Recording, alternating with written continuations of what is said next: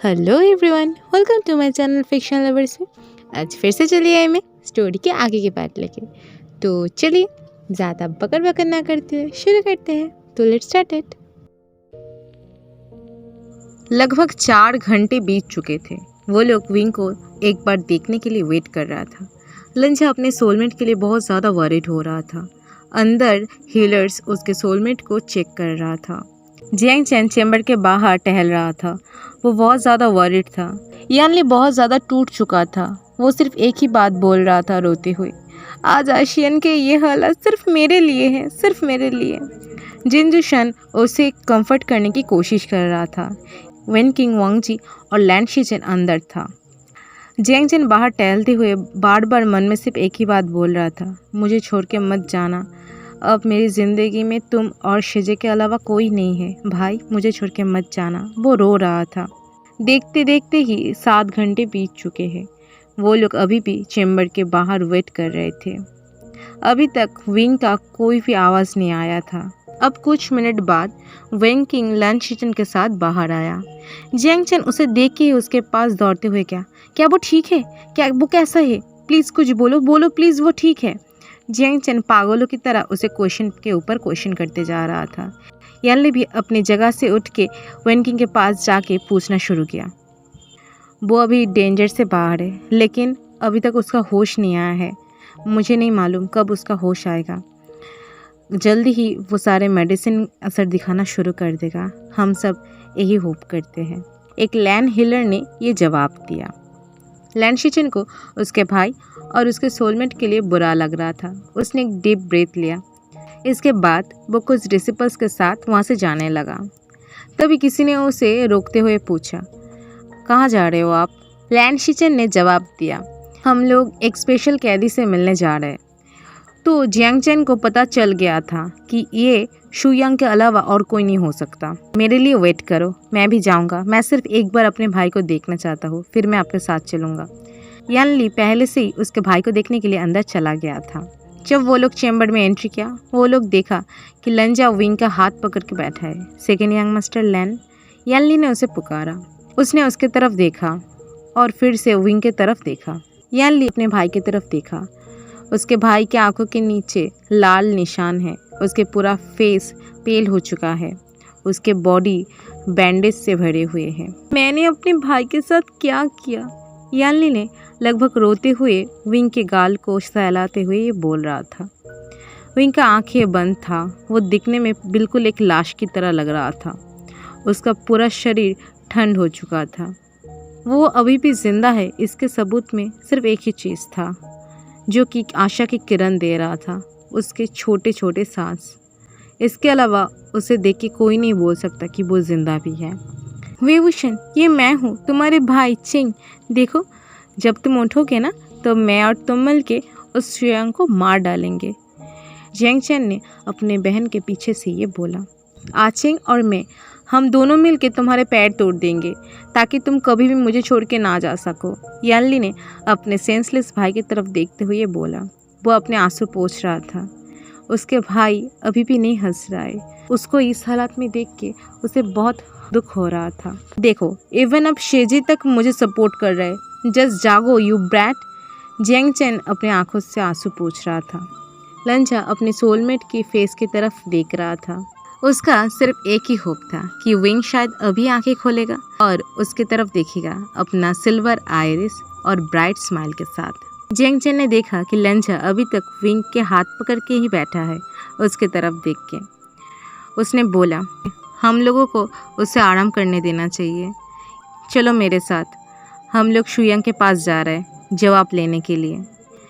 Jiang चैन ने ये जब बोला, ये कुछ ऑर्डर की तरह साउंड कर रहा था। लंजा एक बार उसकी तरफ देखा और फिर उसने विंग के माथे पे किस किया और इसके बाद उसके ब्लैंकेट से उसे अच्छी तरीके से ढक दिया और फिर बाहर चला गया। जियोजुन बाहर उन लोगों के लिए वेट कर रहा था। भाई, वो कहाँ है? लंजा ने शीचन को पूछा। वांगजी, वो फॉलो करो मुझे। वो लोग क्लाउड रिसेस के कालकोठरी की तरफ चल रहे थे। चारों तरफ बहुत ज़्यादा पहरा था। फिर से वेलकम यंग मास्टर्स, एक आवाज़ ने फिर से उन लोग को वेलकम किया। वो लोग समझ चुके थे ये था शुयांग। शुयांग के पूरे फेस में बहुत सारे घाव के निशान थे। उसे रस्सी से बांध दिया गया था, फिर भी उसके फेस में था वो डिस्गस्टिंग डेविल सी स्माइल।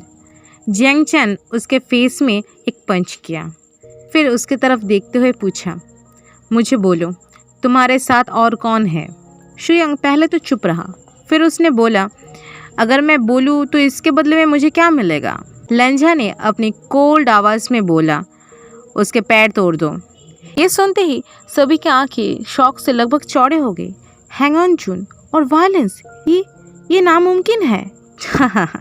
तुम लोग जो चाहे करो, अगर मैं आखिरकार मर भी गया ना, फिर भी मैं तुम लोगों को जवाब नहीं दूंगा।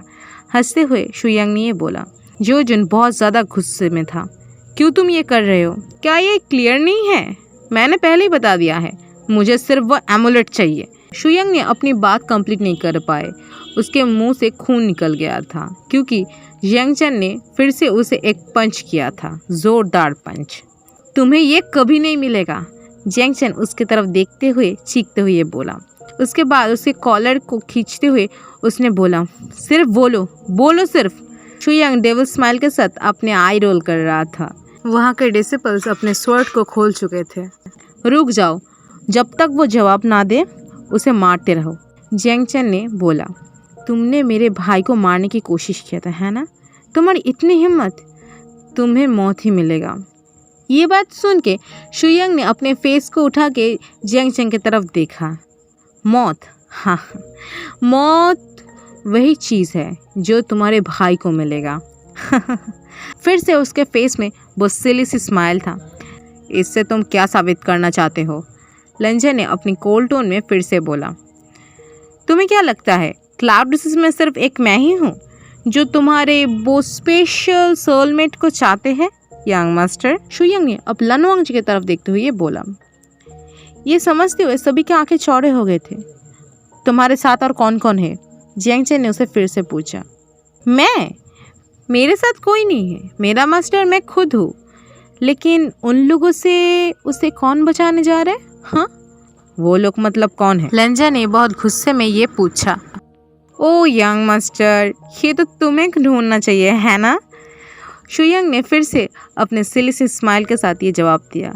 जियांग चैन ने फिर से उसे एक पंच किया और जियोजुन ने अपने डिसिपल्स को सीक्रेटली कुछ एक ऑर्डर किया और वो लोग वो करके वहाँ से चला गया था। उसे यहीं पे रहने दो, जब तक वो जवाब ना दे उसे खाना तक मत देना, जियांग चैन ने ये बोला। शुयांग ने फिर से अपना फेस नीचे कर दिया था। वो सिर्फ बोलता रहा, कोई भी उसे बचा नहीं पाएगा। कोई भी उसे बचा नहीं पाएगा। वो पागलों की तरह हंस रहा था। लंजा अचानक से बहुत ज़्यादा दर्द से कराह उठा।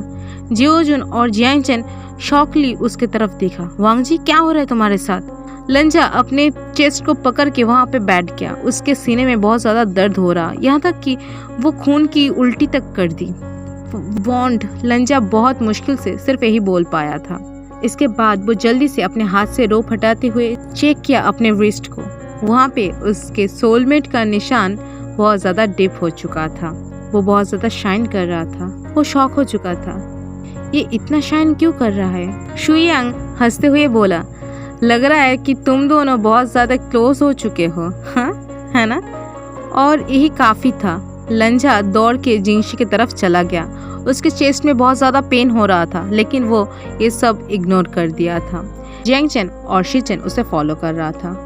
जियोजुन जिंगशी की तरफ जाते हुए कुछ डिसिपल्स का ऑर्डर किया, क्लाउड डिसीज के बाहर कोई न जाने पाए, इसका ख्याल रखो। ये बोलते हुए वो भी जिंगशी की तरफ दौड़ा। जब वो लोग जिंगशी में एंट्री किया तो तब उन्होंने देखा कि एक आदमी विंग को दम घुट के मारने की कोशिश कर रहा है। उसे जाने दो, लंजा ने जोर से बोला। लेकिन जब उस इंसान ने उन लोग की तरफ देखा तो वो लोग शॉक हो गया। शिचिन ने शॉक होते हुए बोला, शुशे तुम? शुशे तब भी विंग को नहीं छोड़ रहा था। विंग के आंखें तब भी बंद था। उसके सारे वंड्स फिर से खुल चुके थे, वहाँ से ब्लीडिंग हो रहा था। मैंने कहा उसे जाने दो, जियांग चैन ने ये बोला। लंजा उसके बिचन को लेके उसे अटैक किया था बिना कोई डर के। वो सारे रूल्स भूल चुके थे, उसके लिए उसका विंग सबसे पहले था। बिचन के अटैक से शुशे वॉल में जाके पिन हो चुका था। लंजा दौड़ के विंग को जाके चेक किया। वो अभी भी सेंसलेस था, लेकिन वो जिंदा है। शुशे गुस्से में बोला, वो अभी तक नहीं मरा। क्या ये काफ़ी नहीं है? मैंने उसे नहीं मारा। लंजा विंग का पल्स चेक किया, इसके बाद उसे अपने आर्म में कैरी करते हुए वहाँ से चला गया। लंजा की आर्म्स में भी विंग का बहुत ज़्यादा खून बह रहा था। तुम्हारी हिम्मत कैसे हुई? जेंग चेन ने डिस्गस्टिंग लुक दे रहा था शुशे को। ये बोलते हुए जेंग चेन लंजा के पीछे भागा। मुझे देखने दो, वो कैसा है? वो ठीक है, लेकिन उसके पल्स अभी भी बहुत ज़्यादा वीक है। लंजा ने जिंगशी से बाहर जाते वक्त ऑर्डर दिया, उसे कैद कर दो। वांग जी, यंग मास्टर को लैंशी में ले जाओ, हम सभी उनका केयर करेंगे। जियोजू ने ये बोला और कुछ डिसिपल्स आके शुशे को कैद कर रहा था। लैंशी में पहुंचते हुए वो फिर से विंग को बहुत जेंटली बिस्तर में सुला देता है। उसके सारे घाव फिर से खुल चुके थे, वहाँ से बहुत ज़्यादा खून बह रहा था, यहाँ तक कि लंजा की प्योर वाइट जेट रोप तक लाल हो चुका था। लेकिन लंजा को इससे कुछ फ़र्क नहीं पड़ता था। वो अपने सोलमेट का गले का निशान चेक कर रहा था, जहाँ पे 10 उंगलियों का लाल निशान पड़ चुका था। मैं तुम्हें और कभी अकेला छोड़ के नहीं जाऊँगा।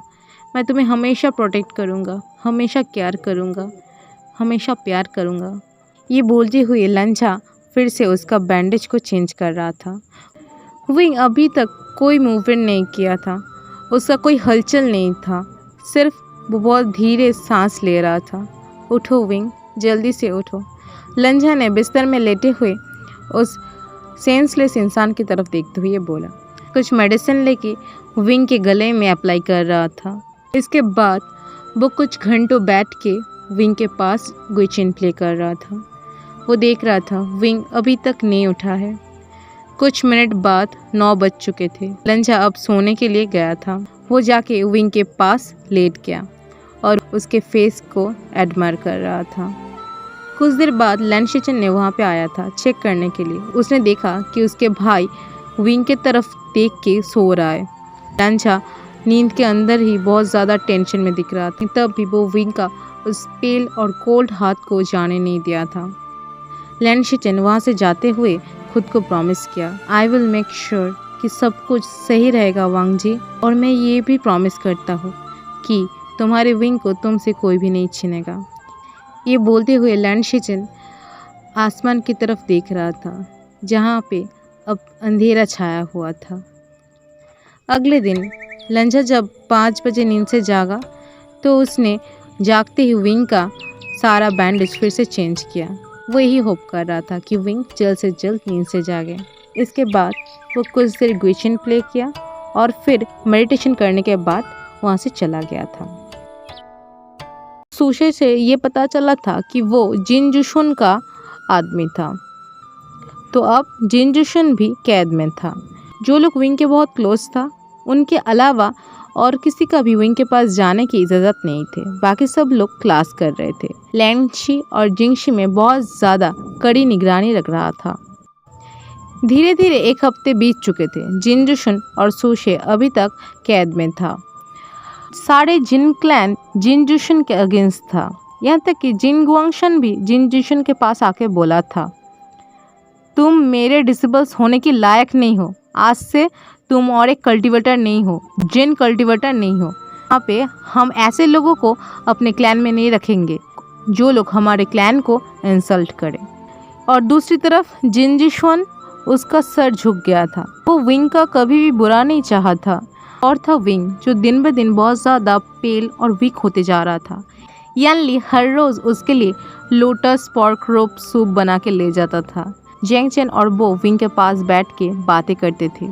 मूड लगभग सभी का खराब था, क्योंकि क्लाउड रिसेस बिना विंग के शरारत के बहुत अजीब लग रहा था। और 1 हफ्ते बीत चुके हैं। लैन किरण जब भी वापस आके ये सब सुना तो वो सबसे पहले वेवूशन के पास गया था। वो ये एक्सेप्ट करता है कि वेवूशन बहुत ज़्यादा नॉटी है, वो बहुत ज़्यादा सिली हरकतें भी करती है, शैतान है, रूल्स ब्रेक करता है, बिल्कुल उसकी माँ की तरह। लेकिन फिर भी उसके दिल में उस यंग बॉय के लिए एक सॉफ्ट कॉर्नर है। 16 दिन बीत चुके हैं। विंग का अभी तक होश नहीं आया। दोपहर में वेनिंग और वाईसेंग लैंशी में एंट्री किया विंग को देखने के लिए। वेगोंग से तुम कब जागोगे? 16 दिन बीत चुके हैं। मैं सच में तुम्हें बहुत ज़्यादा मिस करता हूँ। जियांग भाई हर रोज़ हमारे पास आके रोते हैं। वेननिंग ने हंसते हुए बोला। यंग मास्टर, क्या आपको पता है आज क्या हुआ है? हैंगऑन जून ने वाईसंग को सज़ा दिया था, यहाँ तक कि 3 घंटे के लिए अपने हाथों के बल खड़ा कर दिया था और वाईसंग ने अपने पनिशमेंट झेल नहीं पा रहा था और इसलिए हैंगऑन जून ने उसे सारे रूल्स 5 बार लिखने में मजबूर किया था। वेगोंगजे, तुम्हारे शिजी आज हमारे सब के लिए उसका फेमस लोटस पॉर्क रोप सूप बनाया है। अगर तुम नहीं नींद से जागे तो तुम मिस करोगे। ये बोलते हुए वाईसंग एक वेट टॉवल से विंग का फेस पोंछ रहा था। हिलर्स ने बोला था वो धीरे धीरे जागेगा क्योंकि उसका एक गोल्डन कोड नहीं है, तो इसीलिए और ज़्यादा देर लग रहा है। लंझा, जियांगचन और जेओजुन एक साथ नाइट हंटिंग के लिए बाहर गए थे। पहले तो वो लोग बहुत ज़्यादा वरिड थे कि विंग का ख्याल कौन रखेगा, लेकिन वाईसंग और वेननिंग ने उन लोगों को अश्योर किया था। वाईसंग और वेननिंग और एक बार विंग की तरफ देख के लंशी से बाहर चला गया। अचानक से विंग में कुछ हलचल नजर आया। उसका फिंगर्स हिल रहा था, लेकिन उसके आंखें तभी भी बंद था। धीरे धीरे उसके पैर की उंगलियां भी हिल रहा था। इसके बाद वो धीरे धीरे अपने आंखें को खोला। What the hell? विंग ने विस्पर कर उठा क्योंकि उसने फील किया कि उसके पेट में बहुत ज़्यादा दर्द है। वो हिल भी नहीं पा रहा था। ये कौन सी जगह है? विंग ने फिर से विस्पर करके चारों तरफ देखने की कोशिश किया। लंझा, उसने पुकारा। जियांगचन, क्या तुम वहाँ हो? विंग ने थोड़ा ज़ोर से ये बोला, लेकिन कोई भी जवाब नहीं पाया उसने। इसके बाद वो अपने बेड के पास रखे हुए स्वॉर्ड के मदद से उठने की कोशिश किया। ये बहुत ज़्यादा पेन हो रहा है। वो उठने के बाद ये बोला। एक हाथ से वो अपने पेट को चेक किया। दर्द से विस्पर करते हुए विंग दरवाज़ा को खोलने की कोशिश किया। दरवाज़ा खोलते ही उसने देखा कि गार्ड्स सो रहे। मुझे उन लोगों को क्या सोने देना चाहिए? उसने अपने मन में सोचा। हे, क्या तुम 1 सेकंड के लिए जाग सकते हो? विंग ने दर्द से विस्पर करते हुए सोते हुए गार्ड को जगाने की कोशिश किया। गार्ड जागते ही क्वेश्चन किया, आप कौन हो? आप यहाँ पे क्या कर रहे हो? यहाँ पे सिर्फ सेकंड यंग मास्टर लैन आ सकते हैं। आपको मालूम है कौन हो आप? ये बोलती उस गार्ड ने अपना स्वॉर्ड खोल दिया था। हे, ये मैं हूँ, विंग वेवुशियन। जब विंग ने ये बोला तो गार्ड का आंखें चौड़े हो गई। यंग मास्टर, आप? विंग ने अपने खून बहते हुए पेट को पकड़ते हुए बोला, हाँ, ये मैं ही हूँ। मैं जाग चुका हूँ और मुझे बहुत ज़्यादा दर्द हो रहा है। गार्ड विंग को फिर से उसके बेड में लिटाने में हेल्प किया। मैं अभी हिलर को बुलाने जा रहा हूँ यंग मास्टर। ये बोल के वो डिसेबल्स बाहर चला गया। विंग का विजन फिर से ब्लर हो रहा था। उसने खुद से ही विस्पर करते हुए बोला, मैं कितने समय से सेंसलेस था।